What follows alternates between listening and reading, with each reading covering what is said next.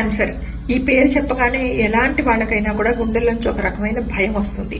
అసలు ఎలాంటి చెడు అలవాట్లు లేని వాళ్ళకు కూడా క్యాన్సర్ రావడం మనం ఈ మధ్య వింటున్నాము, చూస్తున్నాము కూడా. అనుకోకుండా నేను ఈ మధ్య ఒక వరల్డ్ ఫేమస్ ఆంకాలజిస్ట్ని కలిసినప్పుడు ఆయనతో ఈ విషయం డిస్కస్ చేస్తే ఆయన నాతో కొన్ని టిప్స్ షేర్ చేసుకున్నారు. డైలీ రొటీన్లో వీటన్నిటిని అవాయిడ్ చేయడం ద్వారా మనం కొంతమేరకు క్యాన్సర్ రాకుండా ప్రొటెక్ట్ చేసుకోవచ్చు. మొట్టమొదటిది, ప్లాస్టిక్ వాటర్ బాటిల్స్లో నీళ్లు ఎట్టి పరిస్థితుల్లోనూ తాగొద్దు. ఇంట్లో కానీ ఆఫీసుల్లో కానీ గ్లాస్ వాటర్ బాటిల్స్ లేదా స్టెయిన్లెస్ స్టీల్ వాటర్ బాటిల్స్ వాడండి. రెండోది, కారు డాష్ బోర్డులలోనూ డోర్లలోనూ ఎట్టి పరిస్థితుల్లోనూ ఈ చిన్ని ప్లాస్టిక్ వాటర్ బాటిల్స్లో, బిస్లరీ లాంటి వాటర్ బాటిల్స్లో నీళ్లు నిల్వ చేయొద్దు.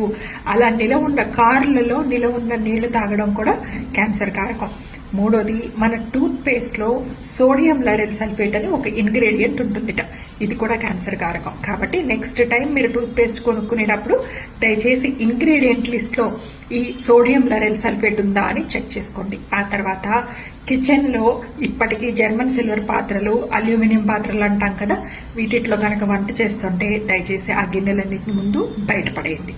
ఎస్పెషల్లీ ఆయన ఆడపిల్లల కోసం 2 టిప్స్ చెప్పారు. మొట్టమొదటిది, ఎట్టి పరిస్థితుల్లోనూ లిప్స్టిక్లు వాడద్దు.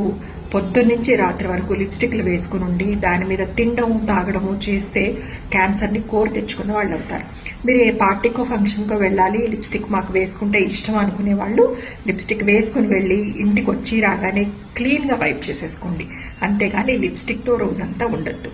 లాస్ట్ విషయం ఏంటంటే, ఈ మధ్య ఆడపిల్లలు చిన్న పెద్ద ఫంక్షన్స్కి వెళ్ళేటప్పుడు చప్పును బయటకు వెళ్ళిపోయి ఈ ఆర్టిఫిషియల్ నెయిల్స్ అని, యాక్రిలిక్ నెయిల్స్ అని, నెయిల్ ఎనామిల్స్ అని, వాటిపైన ఏవో నెయిల్ ఆర్ట్లని, తర్వాత జెల్ నెయిల్ పాలిష్లని, దానిపైన ఏదో లేజర్ ట్రీట్మెంట్లని ఇన్ని రకాలు చేయించుకుంటున్నారు.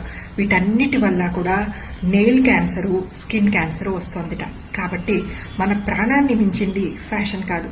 దయచేసి మీ అందరూ కూడా ఈ టిప్స్ అన్నిటినీ ఫాలో అయ్యి క్యాన్సర్ బారిన పడకుండా ప్రొటెక్ట్ చేసుకోండి.